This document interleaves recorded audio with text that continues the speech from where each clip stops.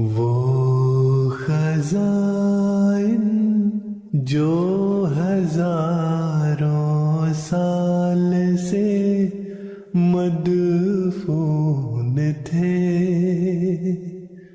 अब मैं देता हूँ अगर कोई मिले उम्मीदवार, कोई मिले उम्मीदवार।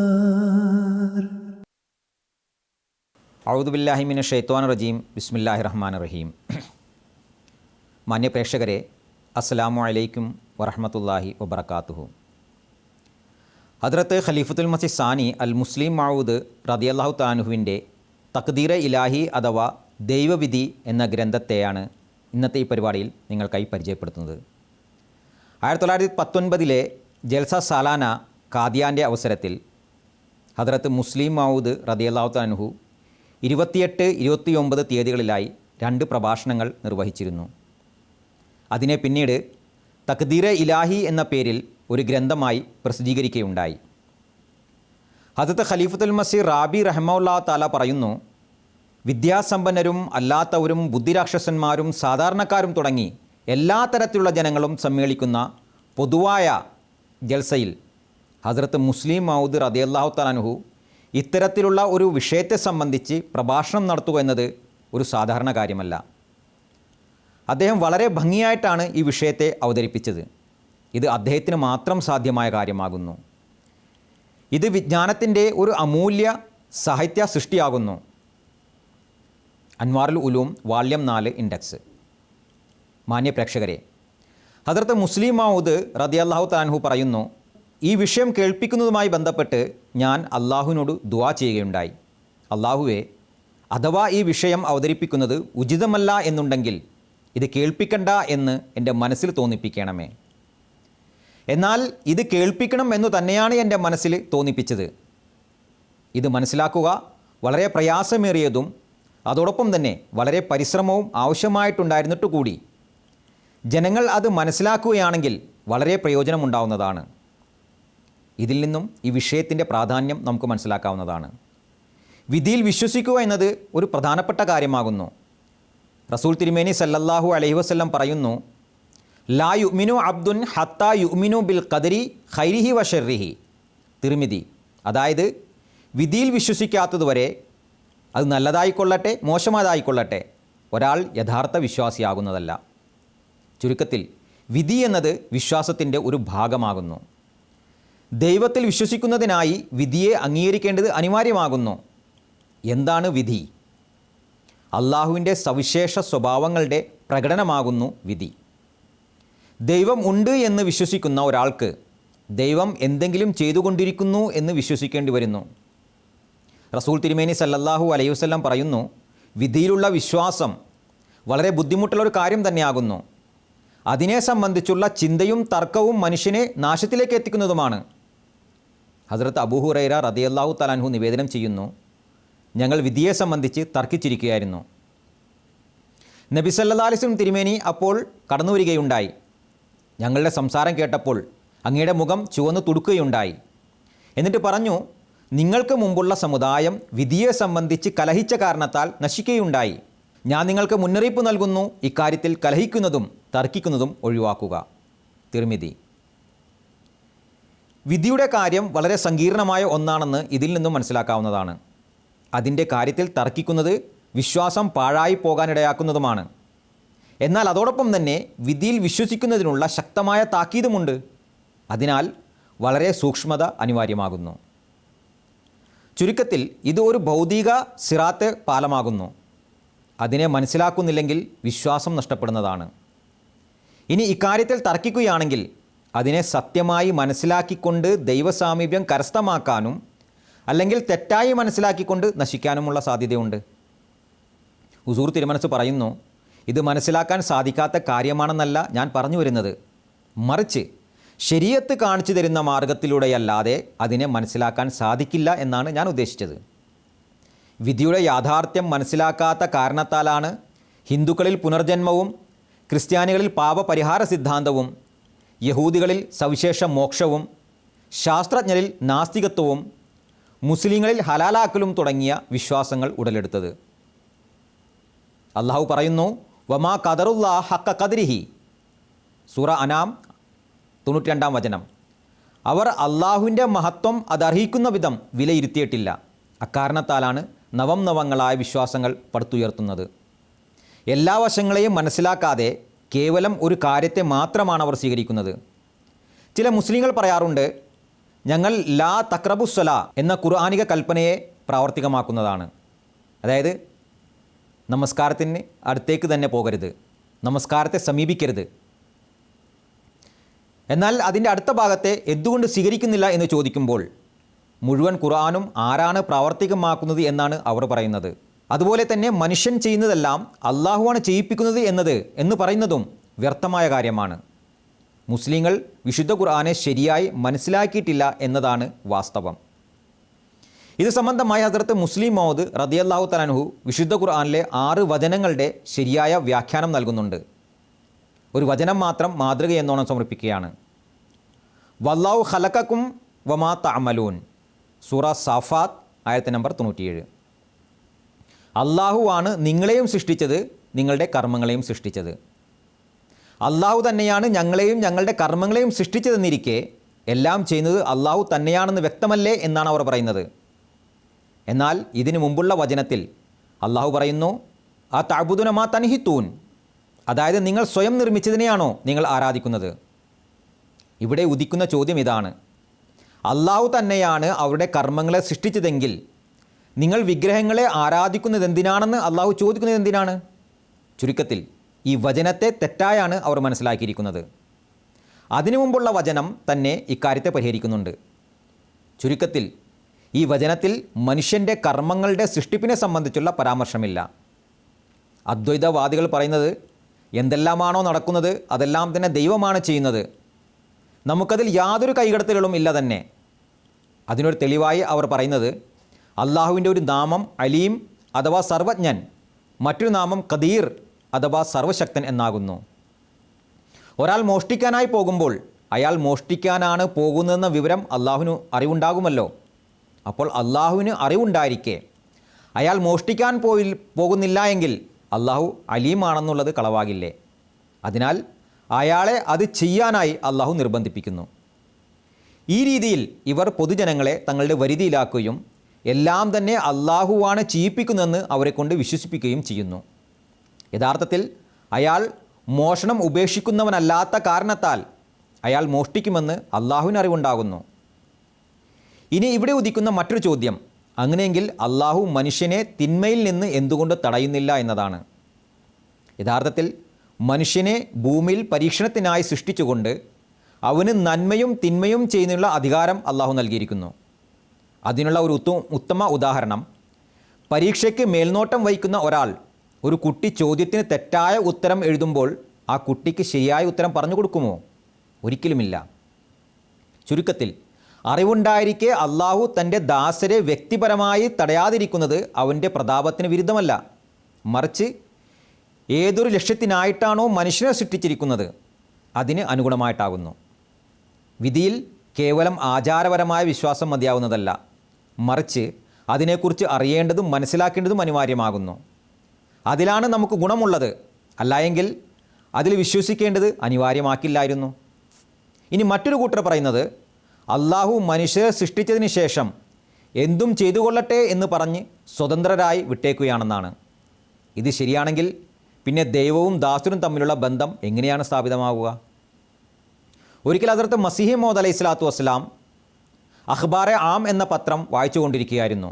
അന്നേരം എന്നെ വിളിക്കുകയുണ്ടായി. ഞാൻ അടുത്ത് ചെന്നപ്പോൾ പറഞ്ഞു, കൽക്കത്തയിലെ ഇന്ന ആൾ വഫാത്തായിരിക്കുന്നു. അത്ഭുതത്തോടെ ഞാൻ ചോദിച്ചു, അതിനെനിക്കെന്താണ്? പറഞ്ഞു, ഇത് ബന്ധമില്ലാത്തതിൻ്റെ ഫലമാണ്. അയാളുടെ വീട്ടിൽ ദുഃഖാചരണമായിരിക്കും. അപ്പോൾ എനിക്കെന്താണെന്നാണോ നീ പറയുന്നത്? ചുരുക്കത്തിൽ ബന്ധത്തിൽ നിന്നാണ് സ്നേഹം ഉടലെടുക്കുന്നത്. തുടർന്ന് ഹുസൂർ വിധിയുടെ 4 വിധങ്ങൾ വിവരിക്കുന്നുണ്ട്.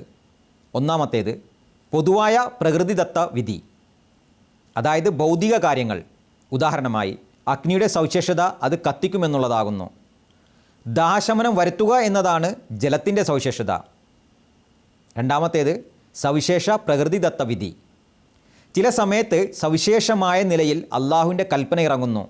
ഇന്നയാൾക്ക് സമ്പത്ത് ലഭിക്കട്ടെ, അല്ലെങ്കിൽ ഇന്നയാൾക്ക് കുട്ടി ഉണ്ടാകട്ടെ. ഒരുപക്ഷെ അയാളുടെ ഭാര്യ വന്ധ്യയായിരിക്കാം. മൂന്നാമത്തേത് പൊതു മതനിയമവിധി. ഉദാഹരണമായി, മനുഷ്യൻ ഇന്ന രീതിയിൽ നമസ്കാരം അനുഷ്ഠിക്കുകയാണെങ്കിൽ ഇന്ന ഗുണങ്ങൾ ലഭിക്കും, വ്രതമനുഷ്ഠിക്കുകയാണെങ്കിൽ ഇന്ന ആത്മീയ പരിവർത്തനങ്ങളുണ്ടാകും എന്നത്. ഇനി നാലാമത്തേത് സവിശേഷ മതനിയമ വിധി. അതായത് സവിശേഷമായ നിലയിൽ ഒരാളിൽ അള്ളാഹുവിൻ്റെ അനുഗ്രഹം ഇറങ്ങുക. ഉദാഹരണമായി, ദൈവവചനം ഇറങ്ങുക. തത്സംബന്ധമായി അള്ളാഹു പറയുന്നു, അർ റഹ്മാൻ അല്ലമൽ ഖുർആൻ, സൂറ അർ റഹ്മാൻ 2-3 വചനങ്ങൾ. ഇനി എങ്ങനെയാണ് വിധി നടപ്പിലാക്കുന്നത് എന്നതാണ് വിഷയം. അള്ളാഹു ഒരാളെ സംബന്ധിച്ച് അയാൾക്ക് പൊള്ളലേൽക്കട്ടെ എന്ന് പറയുമ്പോൾ അപ്പോൾ തന്നെ അയാൾക്ക് പൊള്ളലേൽക്കുകയോ അല്ലെങ്കിൽ അയാൾക്കായി എന്തെങ്കിലും സാഹചര്യങ്ങൾ ഉണ്ടാകുകയുമാണോ ചെയ്യുക? യഥാർത്ഥത്തിൽ അള്ളാഹു അതിനായി പലതരത്തിലുള്ള സാഹചര്യങ്ങൾ സൃഷ്ടിക്കുന്നു. തത്സംബന്ധമായി ഹുസൂർ ഹെൻറി മാർട്ടിൻ ക്ലർക്കുമായുള്ള ഹദ്റത്ത് മസീഹ് മൗഊദ് അലൈഹി സ്വലാത്തു വസ്സലാമിൻ്റെ കേസിനെ പരാമർശിച്ചുകൊണ്ട് എങ്ങനെയാണ് അള്ളാഹു ആ മഹാത്മാവിൻ്റെ നിരപരാധിത്വത്തിനുള്ള സാഹചര്യം സൃഷ്ടിച്ചത് എന്ന് വിവരിക്കുകയുണ്ടായി. ചില സമയങ്ങളിൽ വിധി നടപ്പിലാകുന്നതിനായി ഗോപ്യമായ സാഹചര്യങ്ങളും ഉണ്ടാകുന്നു. ഇത് സംബന്ധമായി ഹുസൂർ അഹ്സാബ് യുദ്ധവേളയിൽ മക്കയിലെ നിഷേധികൾ പിന്തിരിഞ്ഞോടിയ ഉദാഹരണം വിവരിക്കുകയുണ്ടായി. ചുരുക്കത്തിൽ, വിശ്വാസികളുടെ വിശ്വാസത്തെ ദൃഢപ്പെടുത്തുന്നതിനായി അള്ളാഹു ചില സമയത്ത് അദൃശ്യമായ കാരണങ്ങളാൽ വിധിയെ വെളിപ്പെടുത്തുന്നു. അതിലൂടെ അവർക്ക് അള്ളാഹുവിൻ്റെ അസ്തിത്വത്തിനുള്ള തെളിവ് ലഭിക്കുന്നു. എന്നാൽ നിഷേധികൾക്ക് ഇത്തരത്തിലുള്ള വെളിപ്പെടൽ കാണുന്നതിനുള്ള അവകാശമുണ്ടായിരിക്കുന്നതല്ല. ചില അവസരങ്ങളിൽ വിധി നടപ്പിലാകുന്ന സമയത്ത് നാം നിസ്സഹായരായിരിക്കും.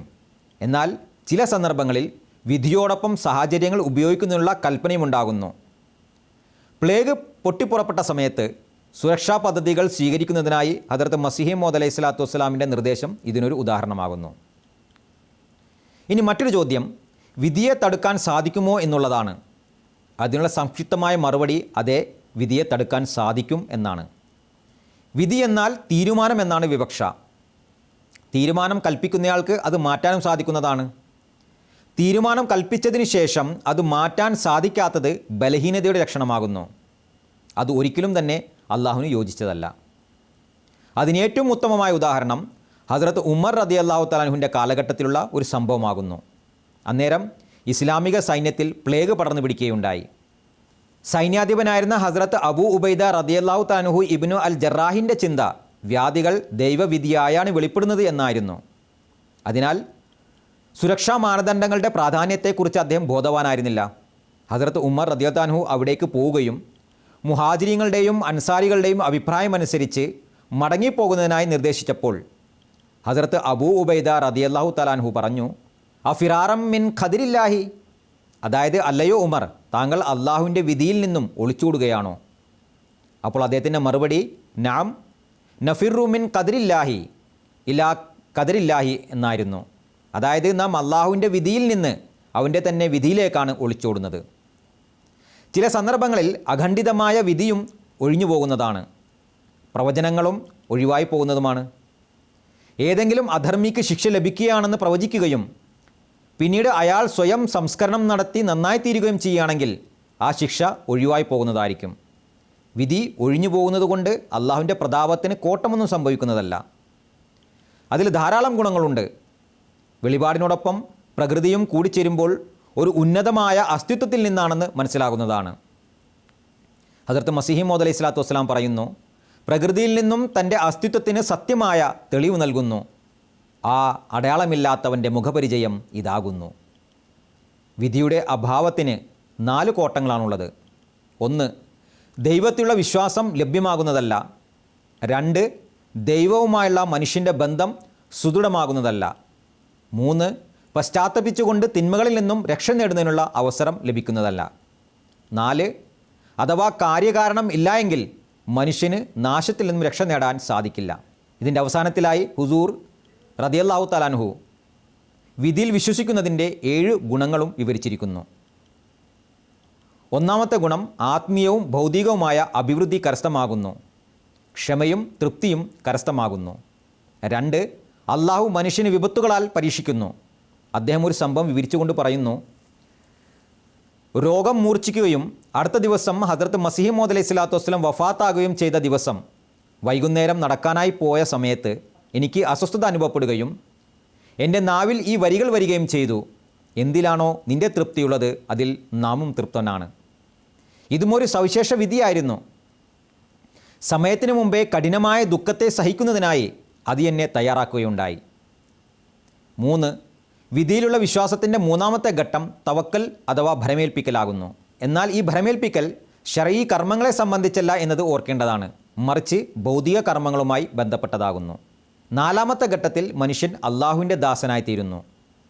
5ാമത്തെ ഘട്ടത്തിൽ പൊതുവായ വിധിക്ക് ശേഷം തൻ്റെ ബലഹീനതകളെ ദൂരീകരിക്കുന്നതിനായി സവിശേഷ വിധി അഥവാ ദുആ പ്രയോജനപ്പെടുത്താൻ തുടങ്ങുന്നു. 6ാമത്തെ ഘട്ടത്തിൽ ദുആ സ്വീകാര്യതയുടെ കാഴ്ചകൾ ദർശിച്ചുകൊണ്ട് ദൈവത്തോട് കൂടുതൽ അടുക്കാൻ ആഗ്രഹിക്കുന്നു. അന്നേരം അവന് അള്ളാഹുമായി ഒരു പ്രത്യേക ബന്ധം സ്ഥാപിതമാകുന്നു. ഈ ഒരു അവസ്ഥയെ സംബന്ധിച്ചാണ് നബി സല്ലല്ലാഹു അലൈഹി വസല്ലം പറഞ്ഞത്: ദാസൻ നവാഫിലുകൾ അഥവാ ഐച്ഛിക കർമ്മങ്ങളിലൂടെ എത്രത്തോളം അള്ളാഹുവിൻ്റെ സാമീപ്യം കരസ്ഥമാക്കുന്നുവെന്നാൽ അള്ളാഹു അവൻ്റെ കൈയും കാതും കണ്ണും കാലുമായി തീരുന്നു. ബുഖാരി. ഈ ഒരു പദവിയാണ് സഹാബാക്കൾ കരസ്ഥമാക്കിയത്. അക്കാരണത്താലാണ് അവരെ സംബന്ധിച്ച് റസൂൽ തിരുമേനി സല്ലല്ലാഹു അലൈഹി വസല്ലം പറഞ്ഞത്: ഇഅ്മലു മാ ശിഅ്തും. ബുഖാരി കിതാബ് തഫ്സീർ. അതായത് എന്താണോ ആഗ്രഹിക്കുന്നത് അത് ചെയ്തു കൊള്ളുക. അള്ളാഹു നബി സല്ലല്ലാഹു അലൈഹി വസല്ലം തിരുമേനിയെ സംബന്ധിച്ച് പറയുന്നു: വമാ യൻതിഖു അനിൽ ഹവാ ഇൻ ഹുവ ഇല്ലാ വഹ്യു യൂഹാ. സൂറ അൻ-നജം 4-5 വചനങ്ങൾ. അദ്ദേഹം എന്താണോ പറയുന്നത് അത് ദൈവിക വെളിപാടാകുന്നു. ഇനി 7ാമത്തെ ഘട്ടം. ഈ പദവിയിലെത്തിച്ചേർന്നവരെ തിരിച്ചറിയാൻ കഴിയാത്തവർക്ക് അള്ളാഹുവിനെയും തിരിച്ചറിയാൻ കഴിയില്ല. അതിൻ്റെ പേരാണ് കുഫ്ർ അഥവാ നിഷേധം. ഈ പദവി സദൃശപരമായി മറ്റുള്ളവർക്കും ലഭിക്കാമെങ്കിലും ഒരു പദവി എന്ന നിലയിൽ നബിമാർക്കല്ലാതെ മറ്റാർക്കും ലഭിക്കുന്നതല്ല. വിധിയിലുള്ള വിശ്വാസത്തിൻ്റെ മേൽ വിവരിച്ച 7 ഗുണങ്ങളിൽ നിന്നും വ്യക്തമാകുന്നത് ഇത് ആത്മീയതയുടെ പൂർത്തീകരണത്തിന് അത്യന്തം അനിവാര്യമായതാകുന്നു എന്നതാണ്. മാന്യപ്രേക്ഷകരെ, ഈ ഗ്രന്ഥം അൻവാറുൽ ഉലൂം 4ാം വാള്യത്തിനാണുള്ളത്. മുസ്ലിം മൗദ് ദിനത്തിലെ കുത്തുബകളിൽ ഹസ്രത്ത് ഖലീഫത്തുൽ മസീഹ് അൽ ഖാമിസ് അയ്യദഹുല്ലാഹു തആല ബിനസ്രിൽ അസീസ് പലതവണ ഹസ്രത്ത് മുസ്ലിം മൗദ് റളിയല്ലാഹു തആല അൻഹുവിൻ്റെ ഗ്രന്ഥങ്ങൾ വായിക്കേണ്ടതിലേക്ക് നമ്മെ ശ്രദ്ധ തിരിച്ചിരിക്കുന്നു. അതിനാൽ നാം ഈ ഗ്രന്ഥത്തെ വളരെ സൂക്ഷ്മതയോടെ വായിക്കേണ്ടതുണ്ട്. അതിലൂടെ നമ്മുടെ വിശ്വാസത്തെ നമുക്ക് ദൃഢപ്പെടുത്താൻ സാധിക്കുന്നതാണ്. അള്ളാഹു നമുക്കെല്ലാവർക്കും അതിനുള്ള തൗഫീക്ക് നൽകി അനുഗ്രഹിക്കുമാറാകട്ടെ. ആമീൻ.